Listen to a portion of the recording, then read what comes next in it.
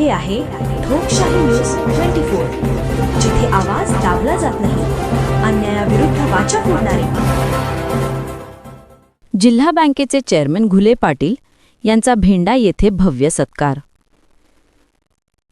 अहिल्यानगर जिल्हा मध्यवर्ती सहकारी बँकेच्या चेअरमनपदी माननीय आमदार चंद्रशेखर घुले पाटील यांची बिनविरोध निवड झाल्यानिमित्त नेवासा व शेवगाव तालुक्यातील नागरिकांच्या वतीने भेंडा येथे भव्य सत्कार सोहळ्याचे आयोजन करण्यात आले. ज्ञानेश्वर सहकारी साखर कारखाना परिसरात हा सोहळा उत्साहात पार पडला. सत्कारासाठी परिसरातील शेकडो प्रतिष्ठित व्यक्ती, शेतकरी, समर्थक मोठ्या संख्येने उपस्थित होते. गर्दीचा उत्साह पाहता भेंडा परिसरात सणासुदीचे वातावरण निर्माण झाले होते.